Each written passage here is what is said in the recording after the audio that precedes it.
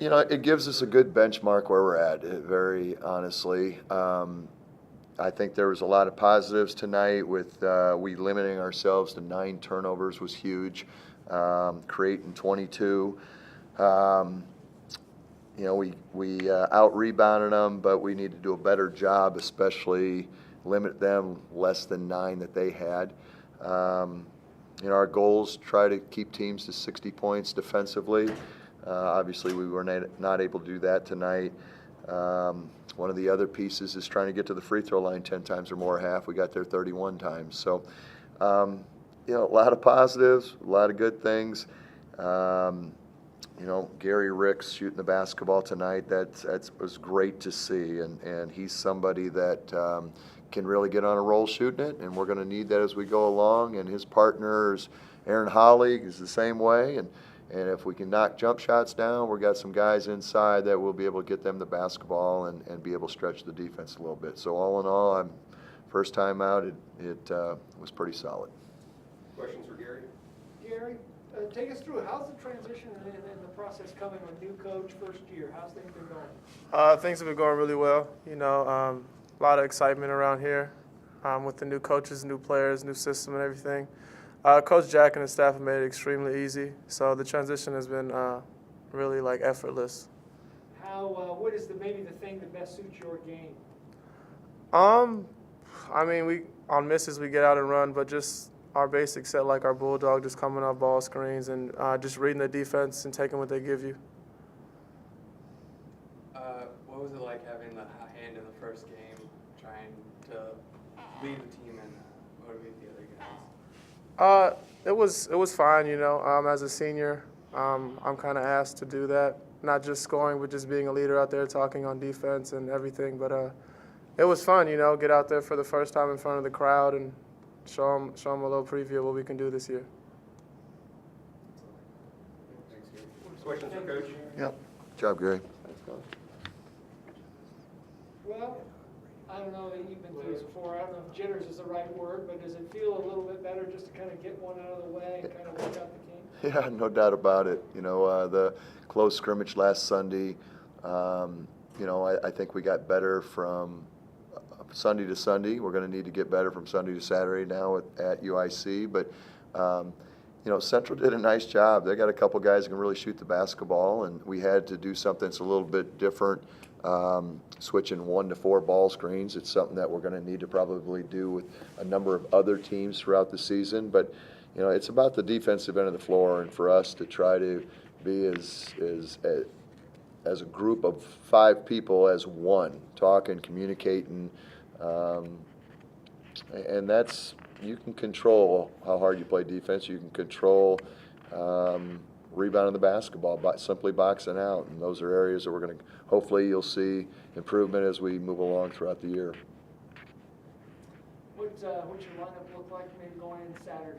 Have you gotten that far yet where you say these are my 5? Yeah, I don't think so. I mean, we're probably pretty close with you know, obviously the 3 perimeters with Richard, Gary, and Aaron. But the 4 and 5, you know, we'll try to knock a little bit more rust off Seth.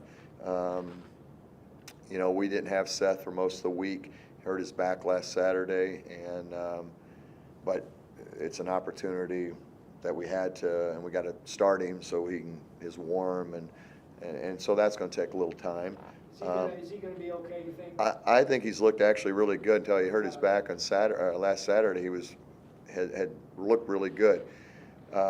Jacob Jensen's somebody who's played really well in practice. He he was aggressive, which I liked tonight. He had a tough time finishing. Usually he finishes pretty well. I thought he had probably a couple tough calls. I mean, to foul out in 12 minutes. But, you know, as we move on now, he's going to play against guys his own size and you know, just kind of one of those situations tonight. One thing I was going to ask is opening the season on the road, is that a good thing? Sometimes coaches like to just get away and then it is you and team bonding and that sort of stuff, but there's also the comfort level of playing. Yeah, you know what? It is what it is. We got to go on the road on Saturday to UIC, and so we'll make the best of it and move on from there. What was it like with your team trying to motivate the younger guys who are coming off the bench, trying to get them more involved? What was that like? I think it was good. I was, like I said, I was really proud of Blake. In a perfect world, Blake would probably be somebody we redshirt this year, but we don't have the numbers. But he's somebody who can stretch the defense, and he's going to get better as he goes along, and he's going to be a very valuable asset in this program. Again, there's better days ahead for Jacob. Watched it for 25 practices now. He's somebody that this is going to be a learning experience this year for him, but mark my words, before it's all said and done, he's going to be a really good player, and people will not forget his name here at Drake. We're lucky to have him. One thing, this is a little off track, but here in a couple of weeks, I want to do something on, they've altered a lot of the rules, but one of the things they have touched on now is that the video reviews, 4 minutes, the last 4 minutes of the game and all, but every gym has to have it, and the officials were saying the other day that even some of it, you can really vary in the kind of the video equipment from arena to arena and stuff. What do you think about that? Just video replays and the role it can play in the game, which mostly is going to be the last 4 or 2 minutes and then overtime. But what do you think about video replays? Again, it's a point of emphasis, and so it is what it is. I guess if they are able, especially in the last 2 to 4 minutes of a game, make the correct call, it's probably the right decision. I'm still a little bit confused on this block charge thing. I get the hand checking, the body. When a guy leaves his feet and goes off 1 foot, that one still's got me a little confused. Everything else, I get it. And the teams that adapt the quickest and that are smarter will be the teams that survives. It sounds like it's literally nationwide. People coming through. If you look at the exhibition games so far, there's games with 60 fouls called and stuff. How do you? Is there one type of team that'll have an edge in that?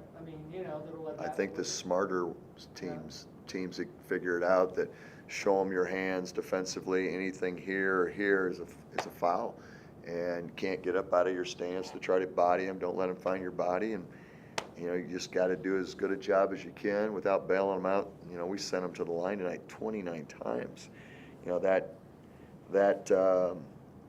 It's going to be a killer down the road. Slow down game. Yeah.